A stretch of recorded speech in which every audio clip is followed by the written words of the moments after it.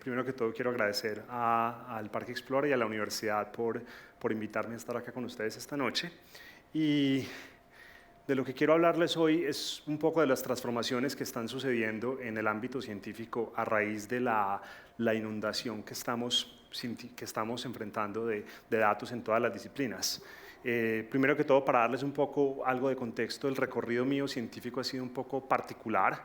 Yo empecé en la Universidad de Antioquia como físico y hice un doctorado en física de partículas, luego hice trabajo postdoctoral en matemática aplicada y en neurociencia, y a través de todos esos cambios, digamos, de disciplina, la constante era la computación, el uso de herramientas computacionales en ciencia, tratando de construir cada vez más herramientas que nos permitieran pensar y comunicar ideas alrededor de problemas científicos, y poco a poco me fui dando cuenta además de que para construir las herramientas científicas que necesitamos hacía falta también cambiar el contexto institucional en el cual existimos. Entonces mi trabajo ha sido una combinación de trabajo técnico en la creación de herramientas abiertas para la computación y la creación de espacios institucionales como una fundación que nos permite interactuar con el mundo industrial, y un nuevo instituto en la Universidad de California que se llama el Instituto para Data Science de la universidad.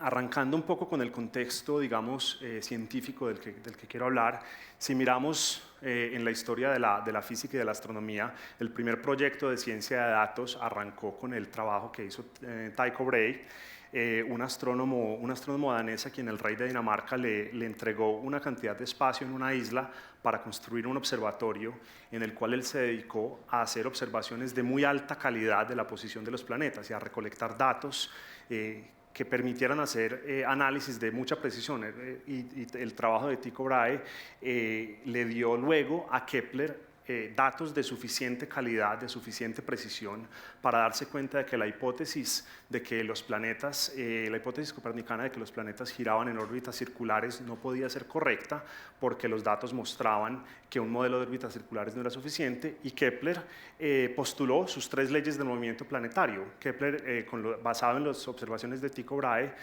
postuló que los planetas se mueven en órbitas elípticas con el Sol en uno de los focos, que barren áreas iguales en tiempos iguales a medida que se mueven, y encontró además una relación entre el tiempo y el tamaño de la órbita. Estas leyes eran leyes que Kepler encontró que explicaban los datos que tenía al frente, pero sin ninguna razón causal. Y más adelante, cuando entra Newton en esta película de la historia de la física, Newton postula que la fuerza entre dos objetos que tienen masa es proporcional al producto de las masas de los dos objetos, y es inversamente proporcional al cuadrado de la distancia entre esos dos objetos, y resulta que con un poco de trabajo matemático esta expresión de fuerza nos permite explicar de manera causal y dinámica las leyes de Kepler. Entonces pasamos de un modelo descriptivo a un contexto en el cual podemos explicar por qué las leyes de Kepler tienen la forma que tienen, pero además podemos entender cuáles son las limitaciones de las leyes de Kepler, donde, por ejemplo, darnos cuenta de que en realidad las órbitas no pueden ser elípticas porque todos los planetas van a estar interactuando unos con otros y va a haber pequeñas perturbaciones, y hacer predicciones que vayan más allá de lo que Kepler predecía. Entonces vemos, digamos, en el contexto histórico hasta este punto, 2 tipos de modelos digamos, tradicionales en el mundo de la ciencia. Un modelo fenomenológico descriptivo de Kepler basado en una cantidad de datos para la época de alta precisión, y un modelo dinámico causal predictivo postulado por Newton. Pero con el correr del tiempo la ciencia se ha empezado a enfrentar a problemas donde ya esto no es suficiente. Si pasamos al día de hoy, un astrónomo de la Universidad de California se enfrentó con el problema de tratar de encontrar en las observaciones que están haciendo los telescopios modernos de todo el universo qué son los objetos interesantes para ver, porque resulta que las órbitas planetarias ya están bien medidas, los telescopios están observando millones y millones de estrellas y la mayoría de lo que sucede en el universo, digamos que ya sabemos de qué se trata y cómo encontrar cuando sucede algo realmente novedoso e interesante que vale la pena estudiarlo cuando hay montañas y montañas de información. Y la solución fue pasar de un modelo, digamos, descriptivo, manual, causal, a un modelo completamente estadístico, donde máquinas pudieran clasificar en tiempo real y estar analizando constantemente la información que llegara y decir en algún momento dado, allí hay algo interesante en el universo, todos miren para allá. Y cuando digo todos miren es que una máquina le diga a otros telescopios robotizados que se reorienten porque está sucediendo algo que vale la pena observar. Y en agosto del 2011, con esa maquinaria, un equipo de científicos del laboratorio de Berkeley descubrió lo que se ha denominado la supernova de esta generación, una supernova tipo 1A, la más cercana que se ha visto en los últimos 25 años. Y lo interesante fue que este evento astronómico se observó mucho antes de que la supernova estuviera en una fase brillante, de manera que los telescopios fueron capaces de detectarla y reorientarse y empezar a tomar imágenes en la fase temprana de la explosión de la supernova, una fase de la cual nunca se habían adquirido datos de alta calidad. Pero esto fue precisamente gracias a hacer una transición del modelo de datos analizados manualmente a aceptar que el proceso completo, digamos, de observación y descubrimiento iba a estar automatizado con algoritmos. Y esto está sucediendo no solamente en el mundo de la física o de la astronomía.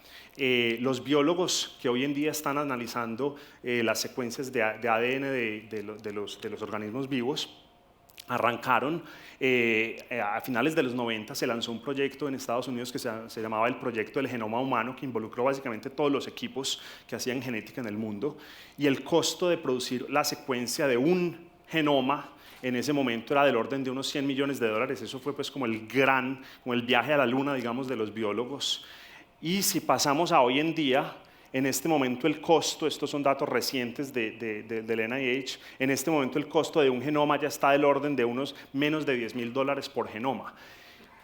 Lo que les está pasando a los biólogos es que ya en este momento a veces les resulta mejor negocio botar los datos y más adelante si deciden que los necesitan volver a secuenciarlos que almacenarlos, porque ya el problema es el volumen de datos que les está cayendo, es más de lo que son capaces de analizar. En menos de 15 años hemos pasado de un proyecto que básicamente requiere la inversión de todos los recursos de los biólogos disponibles a una cosa que ya es completamente cotidiana, y esto mismo está pasando en todas las disciplinas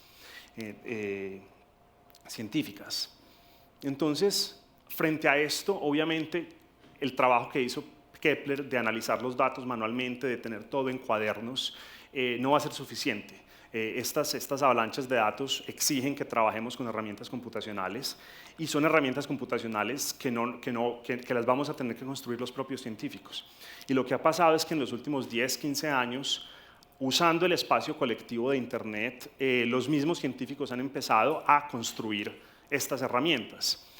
Yo aquí quiero contar un poco mi propio recorrido en esta comunidad y mi propio proceso. Yo arranqué, cuando llegué a la Universidad de Antioquia, me encontré con el profesor Páez y en un proyecto de clase me enseñó y me llevó a crear programas para graficación de objetos fractales, que es un tipo de objeto matemático muy simpático, y me enseñó básicamente cómo pensar computacionalmente alrededor de esas preguntas. Luego hice mis tesis de pregrado y de maestría con el profesor Jorge Maecha en fenómenos de caos clásico cuántico, de nuevo trabajando con computación y cada vez más llegando a problemas en los cuales era necesario construir herramientas computacionales. Con ese bagaje de la universidad y de la maestría me fui para Estados Unidos a hacer un doctorado en física de partículas, y como buen estudiante al que se le llega el momento de escribir la tesis de doctoral y terminar, pues obviamente había que buscar alguna distracción, algo más entretenido que hacer que terminar la tesis. Yo estaba trabajando en asuntos sobre la estructura topológica del vacío, entonces obviamente era mucho más entretenido ir a escribir software. Entonces, en el 2001, mientras terminaba la tesis, arranqué a desarrollar un pequeño proyectico que originalmente era un proyecto personal que se llamaba IPython, y cuyo objetivo era darme una herramienta que me permitiera ejecutar código de computador y ver mis resultados y hacer gráficas mientras estaba ejecutando mi código para entender mis datos. Y efectivamente lo usé en mi propio trabajo, en ese caso en física de partículas, pero lo que fue pasando fue que al mismo tiempo, en ese momento, otros científicos estaban enfrentando problemas similares y tomando decisiones similares. En la Universidad de Chicago había un investigador postdoctoral que estaba trabajando en el problema de cómo hacerle operaciones quirúrgicas a niños que tienen epilepsia que no responde a ninguna medicación y que hay una fracción de los pacientes epilépticos que no responden a droga y la única solución es operar, pero obviamente hacer daño al cerebro produce muchísimos efectos secundarios, entonces se trata de intentar localizar de dónde viene, cuál es el foco que está produciendo la epilepsia para hacer una operación que produzca los mínimos efectos secundarios. Y este es un problema de nuevo donde lo que se tienen es una montaña de datos. El procedimiento que se le hace es abrirle la cabeza a los niños, ponerles un parche de electrodos directamente sobre el córtex, quitarles la droga, dejar que produzcan convulsiones durante un par de semanas, grabar todos esos datos y luego hacer un análisis estadístico. No tenemos un modelo causal, no sabemos exactamente cuáles son los mecanismos, pero haciendo un análisis de estos datos, producir una localización de dónde están el foco epiléptico. Esta era la herramienta que estaban usando en ese momento, un software propietario costosísimo, del cual en el laboratorio no había sino una copia. Y entonces este científico decidió crear una versión nueva del software, así como yo con lo mío en Python. Él escogió crear su propia versión para localizar dónde estaban los electrodos, integrado con el análisis, con las imágenes, digamos, de quirúrgicas, y produjo su propia versión para hacer el análisis y todo el análisis estadístico que luego le diera la ubicación en 3 dimensiones al cirujano para hacer las operaciones. Entonces, él armó su maquinaria de análisis estadístico y creó una librería para graficación de datos que la usaba para neurociencias, pero esa misma librería hoy en día se usa, por ejemplo, en finanzas, en física, en matemáticas, y lo que fue pasando fue que distintos grupos de científicos fueran armando este rompecabezas de crear un ecosistema abierto para analizar nuestros problemas de datos. Aquí hay otro ejemplo donde un colombiano, un físico de la Universidad Nacional de Bogotá, es uno de los principales autores de otro proyecto de software para programación científica que se llama Spider, que también usa IPython y que usa la misma librería de graficación, pero para programación científica. Y hoy en día lo que ha sucedido es que la comunidad científica ha creado toda una batería de herramientas que cumplen distintas funciones: la interacción, la graficación, cálculo simbólico, análisis estadístico y otro tipo de cosas, procesamiento de imágenes, por ejemplo. De esto vamos a ver luego algunos ejemplos.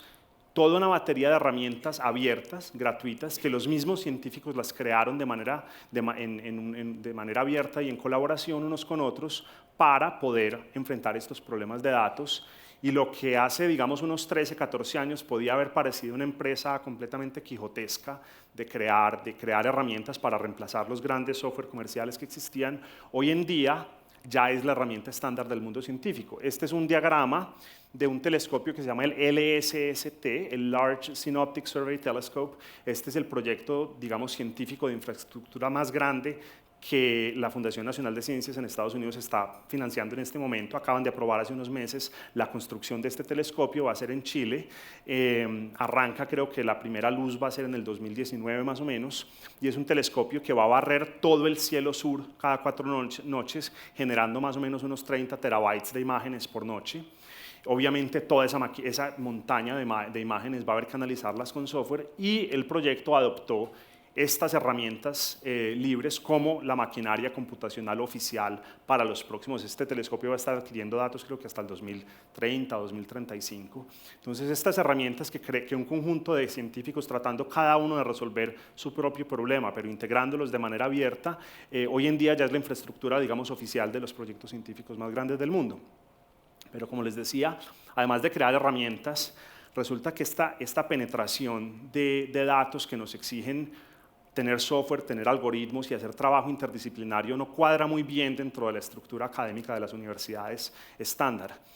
Y en este momento en Berkeley estamos lanzándonos en un esfuerzo en colaboración con la Universidad de Washington y la Universidad de Nueva York, financiados por 2 fundaciones privadas de Estados Unidos, para crear un espacio distinto, un instituto que se llama el Instituto de Berkeley de Data Science, en el cual vamos a tratar de ver cómo estas preguntas intelectuales, cómo la creación de estas herramientas, cómo el desarrollo de estas ideas pueden formar parte tanto de la investigación científica como de la universidad y en qué medida podemos transformar la estructura de la universidad.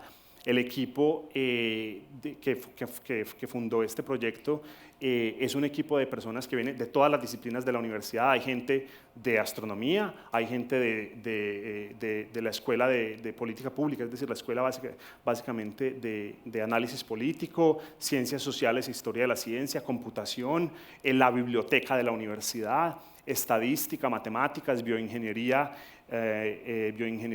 ciencias de la computación. El director del proyecto es el Premio Nobel de Física del año 2011, Saul Perlmutter, y la universidad, digamos que confió en que esto era algo importante y novedoso y nos dio la posibilidad de ubicarnos completamente en la mitad de la universidad. Este es un mapita del campus de Berkeley y nos entregaron un espacio en todo el centro de la universidad, además muy simbólico porque es en la biblioteca central de la universidad. Esta es la biblioteca central de la universidad.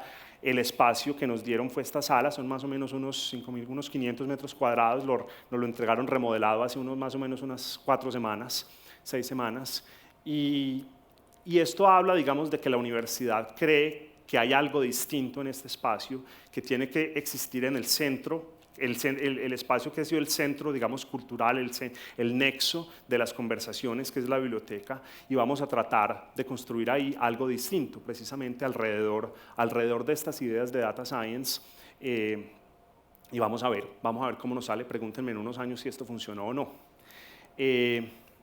Además de construir herramientas y construir instituciones, resulta que cuando uno empieza a hablar con científicos, digamos, que viven el mundo de la ciencia cotidianamente, la comunicación científica es un elemento muy importante del proceso de la ciencia, y uno de los elementos centrales de la comunicación científica es el artículo científico. Y lamentablemente algo que ha pasado con el correr de los años es que el artículo científico ha pasado de ser una forma de comunicación, de cómo transmitir las ideas que una persona y los descubrimientos y las ideas que una persona ha tenido a otros, a convertirse en una forma de moneda. Y ahí hay unos incentivos muy perversos, lamentablemente, en los cuales el trabajo científico se ha convertido en una obsesión con la publicación y el control y el poder que eso le ha dado a editoriales científicas, como por ejemplo la compañía Elsevier. Es brutal, son compañías que están estrangulando los presupuestos de las universidades, no solamente aquí. Yo recuerdo aquí las limitaciones de suscripciones a las revistas científicas, porque la biblioteca no tenía presupuesto suficiente para tener todas las suscripciones. En Estados Unidos es lo mismo, en todo el mundo, es decir, los tamaños de esos contratos son tan onerosos que en todas partes del mundo las universidades se están viendo completamente estranguladas por eso, y resulta que hoy en día podemos hacer cosas distintas. Si bien hace 100 años tener un control, digamos, monopolístico sobre la publicación y la distribución de artículos, cuando había que mandarlos en barcos, en revistas, en barcos de un lado para otro, podía tener sentido, hoy en día podemos tener otros modos de comunicación. La física, el mundo de la física creó hace ya más de 20 años un modelo de transmisión y de comunicación de los artículos antes de que sean revisados por pares, que abrió una cultura de comunicación mucho más saludable, creo yo, para la ciencia, de lo que se ve en otras disciplinas científicas. Yo ahora que he pasado de física, por ejemplo, a biología, veo las diferencias, y yo digo, por lo menos en eso los físicos realmente abrieron hace 20 años ya ideas importantes de cómo distribuir el material científico de manera más abierta. Realmente este espacio que tenemos hoy en día, la combinación de nuevas herramientas y de Internet, nos permiten introducir cambios al proceso de publicación de material científico que esperamos que permitan un diálogo, digamos, tanto en la comunidad científica como con el resto de la sociedad, que sea más productivo.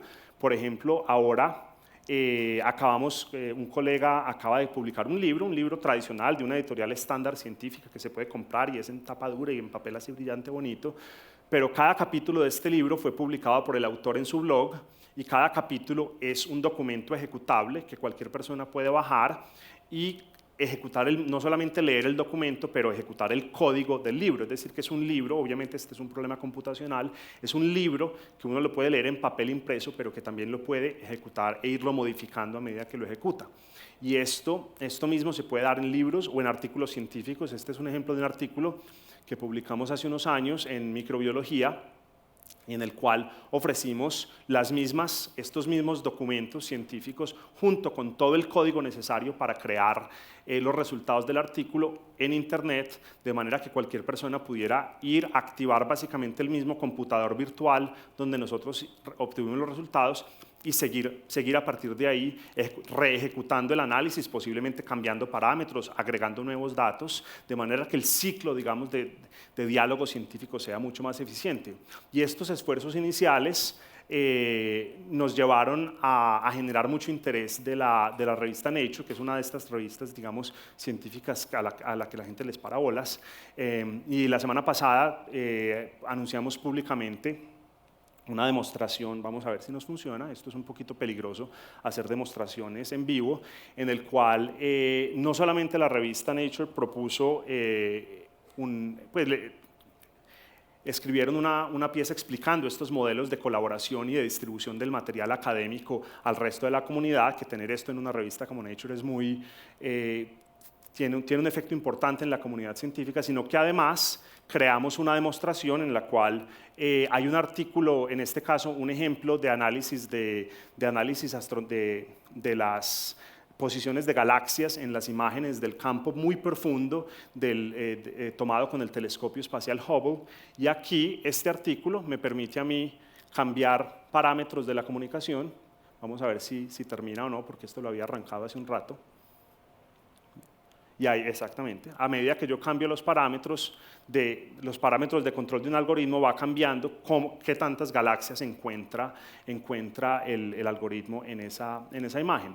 La idea aquí es darle a los lectores un documento en el cual pueden no solamente ver el texto, sino que pueden directamente jugar con el código y con los parámetros, y el lector puede directamente interactuar con los resultados científicos que el autor está proponiendo. En este caso es un ejemplo obviamente para uso ilustrativo, pero estamos ofreciendo esto como una manera de mostrar que el artículo científico del futuro puede ser un artículo en el cual el lector puede interactuar directamente con los resultados que el autor original produjo. Por ahora esto es apenas una demostración, pero esperamos que esto lleve, digamos, a cambios en los modos de publicación. Ahora, hasta ahora hemos estado hablando, digamos, de temas muy científicos, de temas de investigación y de comunicación de ideas científicas, pero una cosa interesante que está pasando es que todas estas herramientas y toda esta maquinaria están también teniendo efectos en la sociedad en general, y se está produciendo una intersección muy interesante del mundo académico y otros aspectos de la sociedad.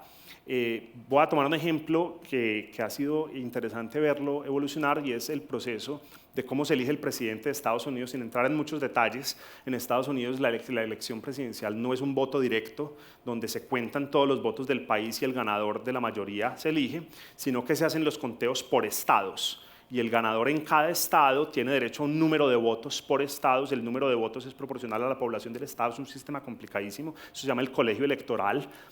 Y en la elección del 2012 resulta que salió un tipo que tenía formación en análisis estadístico de béisbol, de estadísticas deportivas. Lo contrató el New York Times y empezó a formular un modelo estadístico muy cuidadoso con todos los datos de todas las encuestas que se iban acumulando a lo largo de que pasaban los meses hacia la elección. Iba actualizando el modelo estadístico con las predicciones de cada estado, de quién iba a ganar, de exactamente qué iba a pasar. Y lo que dio fue una predicción absolutamente perfecta. Es decir, le pegó a todos los 50 estados, predijo el ganador en todos los estados con los márgenes de error. Fue impresionante. Es un modelo muy complicado y obviamente eso produjo, digamos, un gran impacto en el mundo de la reportería política, porque la gente que se la pasaba siempre hablando de las encuestas, así como en términos generales, este tipo fue capaz de sacar un modelo que predecía todos los 50 estados. Él quedó muy contento con eso, se hizo muy famoso, publicó un libro, se salió del New York Times, fundó su propia compañía que se llama 538, el número 538, el nombre del blog y ahora de la compañía es porque el total de estos votos especiales es 538 votos. Y entonces llegó la Copa Mundo, ¿cierto? Llegó la Copa Mundo de fútbol y dijo, eso es lo mismo, son datos. Entonces presidente, Copa Mundial de Fútbol, eso es todo lo mismo. Entonces, él produjo un modelo estadístico, además como él sabía de béisbol, ¿no? Y el tipo realmente sabía bastante de béisbol, produjo un modelo estadístico que le daba al Brasil el 45% de probabilidades de ganar el Mundial, a Alemania el 11%, a Holanda menos del 1%, y como todos saben, eso no es exactamente lo que pasó. Este es un excelente ejemplo de cómo no basta tener datos, sino que además hay que ser capaz de pensar sobre el contexto del problema en el que uno está trabajando. Resulta que ellos tenían un modelo estadístico sobre Brasil y Argentina y Alemania y etcétera. Los 12 jugadores o 11 o los que sean que juegan este Mundial de Fútbol no son los mismos que jugaron hace un año o hace 2 o hace 4, probablemente muchos de ellos nunca habían jugado juntos. Un modelo estadístico construido simplemente a partir de estas abstracciones que son Brasil, Alemania, etcétera, no captura las complejidades del juego del fútbol, y lo que hicieron aquí fue un desastre completo. Entonces es la misma gente, la misma sofisticación computacional, dos ejemplos extremos que para mí ilustran muy bien, digamos, las limitaciones de esto. Ahora, ellos han seguido trabajando. Este 538, por ejemplo, ha empezado a convertirse ahora en un canal periodístico centrado en hacer periodismo con datos. Entonces, hace unos meses sacaron en abril de este año un artículo analizando la distribución y las disparidades de género en la industria de Hollywood y en las películas en función de de cómo se financia el cine. Publicaron este artículo, no voy a entrar en detalles, digamos, de las conclusiones, pero un artículo que tenía gráficas, etcétera, sobre el tema de género y Hollywood. Y no sacaron datos, es decir, un artículo basado en datos, y no había datos por resultados, pero no había ni código ni cómo llegaron a esas conclusiones.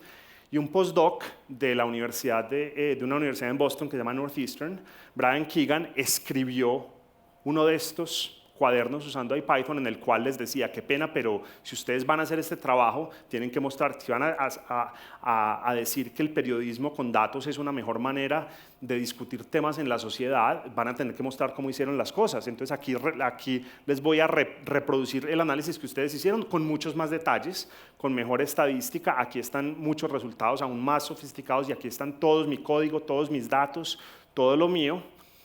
Y los de 538, para darles crédito, realmente respondieron muy bien. A los pocos días escribieron un blog en el que dijeron, bueno, entre otras cosas, dijeron: Keegan dijo algo muy importante, que nosotros deberíamos exponer nuestros datos al público, y estamos completamente de acuerdo. Vamos a tratar de ser mejores en ese sentido en un futuro, y vamos a tratar de poner nuestros códigos en nuestra cuenta de GitHub. GitHub es un servicio gratuito en Internet donde la gente puede poner código y datos, y efectivamente, si uno va ahora a la cuenta de GitHub de esta compañía, efectivamente ahora tienen, fue la carpeta de ese artículo hace 7 meses, y ahora para cada nuevo artículo que sacan, ya están poniendo sus datos, sus archivos de sus códigos, etcétera, etcétera. Hace unas 4 semanas yo estuve en las oficinas de ellos en Nueva York discutiendo con el equipo técnico cómo empezar a integrar esto mejor en el proceso de producción de material periodístico en este caso.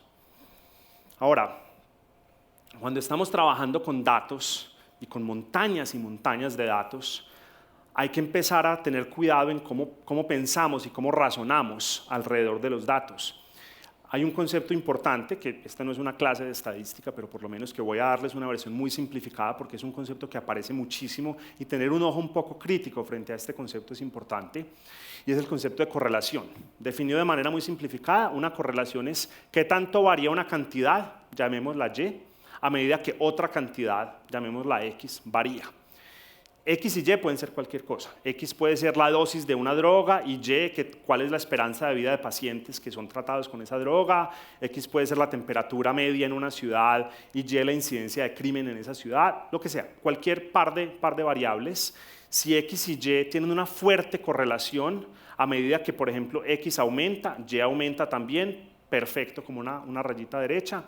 Si hay una correlación un poco más débil, se puede encontrar algo así, donde todavía más o menos cambia, pero no es que sea una línea recta perfecta. Este es un ejemplo donde no hay ninguna correlación, es decir, dónde está X no me dice nada de dónde va a estar Y, ¿cierto?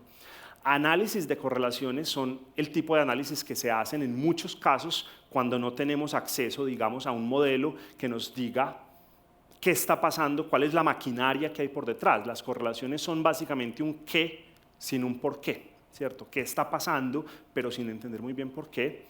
Ahora, un análisis de este estilo cuando estamos trabajando con datos puede ser muy efectivo. Es posible que nos permita entender algo cuando no hay más información. Por ejemplo, si no entendemos el mecanismo de acción de una droga, pero está claro que sirve, si yo estoy enfermo, prefiero que me la den. Puede que hasta dentro de 100 años no sepamos por qué funciona, pero que me la den. El ejemplo de la epilepsia con el que empezamos hace un rato, ese era un ejemplo donde el análisis que llevaba a esa predicción del lugar es un tipo de análisis de correlación, en este caso en el dominio de la frecuencia. Y ahí no tenemos un modelo claro de qué está pasando, pero obviamente es mejor hacerle menos daño al cerebro del niño que decir que como no entendemos qué está pasando no vamos a hacer nada, ¿cierto? Hay también muchos casos donde no importa saber qué está pasando. Una compañía puede darse cuenta de que cambiar los colores de la página aumenta las ventas. Y ahí, ¿qué importa por qué? Lo que importa es saber que al público le gustan más ciertos colores y que si la compañía va a vender más, eso es suficiente. Basados en correlaciones, basados en maneras muy sofisticadas de hacer correlaciones, se están empezando a construir sistemas brutalmente sofisticados. Este es un ejemplo de una foto que yo puse en el sistema de fotos de Google Plus, y Google automáticamente identificó que éramos estas dos personas y me pregunta, ¿esta persona será Adriana Restrepo? ¿La quiere marcar? Que es mi esposa. Sin que nadie le haya dicho a ellos quién es quién, no solamente detectaron cuáles son los rostros humanos contra el fondo, contra los árboles, contra el poste, contra el piso, sino que además identificó correctamente a las personas y para la que no está seguro hizo una predicción de quién podría ser. Lo mismo que están usando estas compañías, se está usando en el mundo científico. Este es un modelo estadístico para tratar de clasificar todas las estrellas de las cuales se tienen catálogos y entender qué tipo de estrella es. Ningún ser humano tiene el tiempo de hacer ese análisis para todas las estrellas que están siendo catalogadas por los telescopios del mundo, pero tener una taxonomía de las estructuras de las estrellas puede ser muy útil. Entonces, lo que se ha construido, el mismo equipo de Berkeley y de Josh, ha construido un modelo estadístico que cataloga y trata de clasificar todas las estrellas existentes en el mundo. Ahora, esos son casos donde en ambos casos de estos la cosa funciona bastante bien. No siempre funciona así de bien. La línea negra aquí y la línea amarilla tienen una correlación muy fuerte. A medida que la una cambia, la otra cambia. La línea negra es el número de usuarios que tiene Facebook. La línea amarilla son los intereses en los bonos del gobierno griego. Las dos cosas no tienen nada que ver la una con la otra. Ahí hay una correlación simplemente porque si uno tiene suficientes datos, si usted tira suficientes datos en una montaña, algo se va a parecer a algo más, simplemente porque va a haber dos curvas con esa forma. No basta encontrar una correlación para que haya información. Puede haber cosas que estén relacionadas la una con la otra, sencillamente porque las dos cosas dependen de un tercer factor. Por ejemplo, se ha observado que en muchas ciudades, a medida que se vende más helado, hay más crímenes. Las ventas de helados estarán generando crimen, hay que poner policías cerquita de los sitios donde se vende helado. No, simplemente es que cuando hay días muy calientes hay más crimen violento y la gente compra más helados. En este caso la correlación es simplemente la manifestación de que hay una causa común a ambos fenómenos. En un ejemplo de estos parece una cosa muy sencilla y muy trivial. Resulta que cuando uno está analizando 1 millón de series de tiempo que salen de un scan del cerebro de una persona, detectar este tipo de problemas es brutalmente complicado y es muy fácil confundirse. Yo les mostré hace un rato el ejemplo de los rostros, donde el sistema de detección de imágenes de Google produjo un resultado brutalmente correcto, ¿cierto? Hace unos pocos meses se hizo un descubrimiento que tiene a todo el mundo muy perplejo. Esos mismos algoritmos que detectan los rostros también, se encontró que tienen un comportamiento extrañísimo. Las imágenes en el lado izquierdo de estas dos paneles son imágenes que estos sistemas reconocen correctamente como un bus, creo que eso es como un chita, un edificio, un perrito, un insecto, una tostadora. Las imágenes de la derecha a nosotros nos parecen idénticas, ¿cierto? Este bus a mí me parece igual a ese, esta tostadora igual a esa. La diferencia entre estas dos imágenes es apenas un poquitico de ruido. La columna de la mitad muestra la diferencia entre las dos imágenes. Son apenas pequeñas, minúsculas variaciones de color. Y sin embargo, todas las imágenes de la derecha, los algoritmos las reconocen mal. Resulta que es una propiedad matemática de estos algoritmos que, sin importar cómo los entrene uno, este es un artículo muy nuevo, tiene a todo el mundo con los pelos de punta, sin importar cómo entrene uno los algoritmos, cuántos datos se le pongan, siempre es posible generar lo que se llaman ejemplos adversariales que confunden el algoritmo, siempre. Es una propiedad, digamos, intrínseca de esta clase de algoritmos. Eso significa que hay mucho de esta maquinaria que no entendemos, produce correlaciones que a veces funcionan, hasta que no funcionan. Y eso tendrá consecuencias o no, que me identifique a un amigo como un primo, ¿será eso importante o no? Ya veremos. Esta maquinaria está produciendo efectos, está entrando en áreas de la sociedad realmente sorprendentes. Este es un ejemplo, esta es la pantalla de un juego de concurso muy popular que existe en Estados Unidos que se llama Jeopardy. El juego consiste en que hay categorías, las categorías son muy arbitrarias y muy raras. Cada categoría de preguntas puede ser un tema cualquiera que lo eligen los diseñadores del concurso y por cada categoría hay preguntas cada vez más difíciles con cada vez premios más grandes. Y los concursantes escogen preguntas, categoría, valor, se les hace una pregunta típicamente muy ambiguas, muy confusas, como les digo, las categorías escritores ficticios, ¿cierto? Lea esa canción, son categorías muy raras. La IBM diseñó un sistema que se llama Watson y escogieron a los mejores 2 campeones de este juego, de la historia de este concurso. Hay gente que vive para esa vaina. Y los pusieron a competir contra Watson, que es simplemente un computador. Cualquier persona, yo hace unos pocos años hubiera dicho eso es imposible. Es decir, un contexto donde hay preguntas abiertas, con ambigüedad lingüística, con un contexto completamente libre de cualquier tema imaginable. Eso no hay cómo definir reglas matemáticas que permitan que un computador le gane a un humano en eso. Y barrió con los humanos. Watson barrió, pero completamente con los humanos. Es decir, esta maquinaria está empezando a ser capaz de hacer cosas que hasta hace muy poco tiempo considerábamos del dominio de lo humano, como manejar un carro. Estos son los carros autónomos de Google. Estos son los 2 fundadores de Google y el presidente de Google. California hace unas pocas semanas ya pasó la ley final que les permite a los carros autónomos andar por la calle. Esto es un carro completamente robotizado que se maneja solo, el chofer no hace nada. La California le exigió a ellos que por ahora, la ley en este momento dice que los carros todavía tienen que tener freno, acelerador, cabrilla, y tiene que haber un chofer sentado en la silla del chofer y tiene que estar poniendo cuidado, es decir, el chofer no puede estar leyendo la prensa. Pero bajo condiciones normales estos carros operan en las calles normales, es decir, operan en tráfico, operan con el que se atraviese, con el que frena, con un accidente en la carretera, en medio de un aguacero, con un hueco, con un perro que cruza la calle. Hasta hace muy poco tiempo eso era el dominio de lo humano. ¿Y qué va a pasar cuando nos empecemos a matar unos a otros con estas máquinas? Esto es un video que salió ayer de una compañía que Google compró hace poco, que se llama Boston Dynamics. Es un robot con forma humanoide que es capaz de hacer equilibrio en una pata sobre un conjunto de ladrillos y no se cae. Este es uno de los misiles más nuevos de la Lockheed Martin, es un misil de crucero que se lanza y toma las decisiones de qué blancos atacar él solito. Es decir, el misil entra en territorio enemigo y aunque no tenga comunicaciones con nadie, aunque no tenga GPS, aunque no haya radar, aunque no haya nada, el misil solo escoge qué blancos atacar y destruye los blancos él solo. ¿Cuándo vamos a tener un Terminator? Hoy, el 13 de noviembre, se convocó una reunión en las oficinas de la ONU de Ginebra para tratar de definir protocolos y moratorios sobre armamentos autónomos. En el momento que todos estos algoritmos empiecen a entrar en el mundo militar, ¿qué vamos a hacer? ¿Y en qué momento vamos a tener ejércitos que deciden ellos solos a quién matar? Entonces la ONU convocó hoy un panel especial para tratar de definir cuáles van a ser los protocolos y los moratorios. Y lo que están tratando de pasar es un moratorio, es decir, que no se construyan armas autónomas. Dudo mucho que eso vaya a pasar porque es que estos contraticos son bastante lucrativos. Y esto ya existe, es decir, este misil ya existe. Estos algoritmos se están aprendiendo todos los días.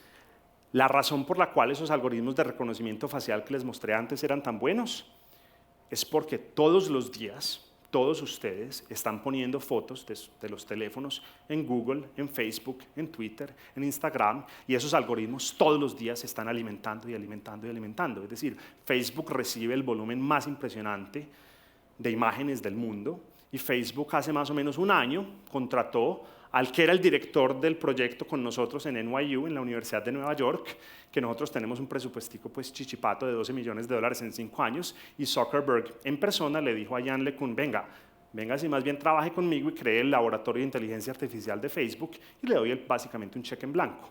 Obviamente Yann se fue de NYU para Facebook.